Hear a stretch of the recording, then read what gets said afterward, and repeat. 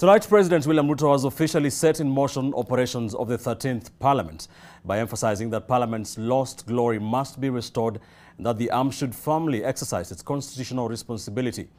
We begin tonight with NTV's senior political affairs reporter Duncan Haemba, who now gives us the highlights of the President's address. President William Samoei Ruto arrived at Parliament buildings shortly after 2:30 p.m. That would see him perform two historic functions. Firstly, it was his maiden guard of honor, and this time round it was mounted by the Kenya Air Force Wing of the Kenya Defense Forces. The chamber. And secondly, he was addressing Parliament for the first time since his election as president.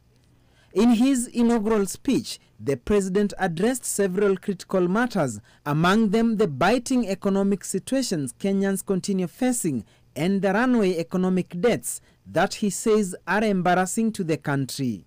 The government members should never borrow to finance recurrent expenditure. It is not right, it is not prudent, it is not sustainable, it is simply wrong. We must bring ourselves and our country to sanity.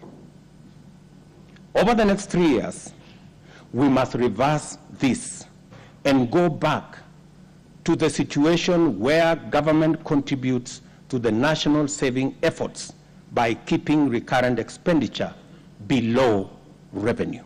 He underscored the need to uphold prudent management of public resources and that the government subsidy is not a solution.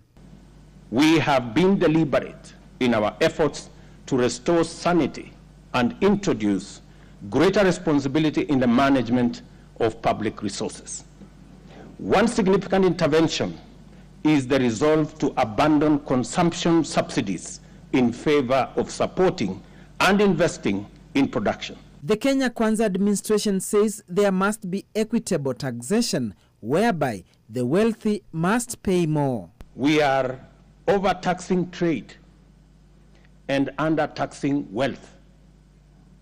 We will be proposing tax measures that begin to move us in the right direction.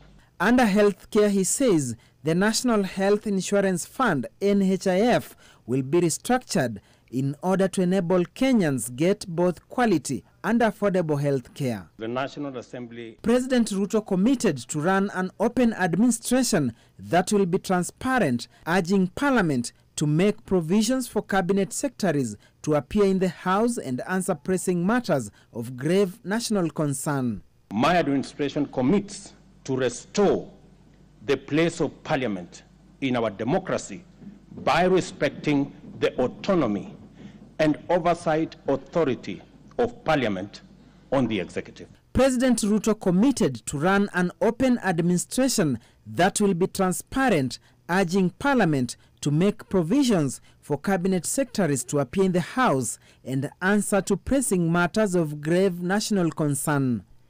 Parliament will get down to business next week from Tuesday, with first business being formation of House committees. Duncan Haemba, NTV.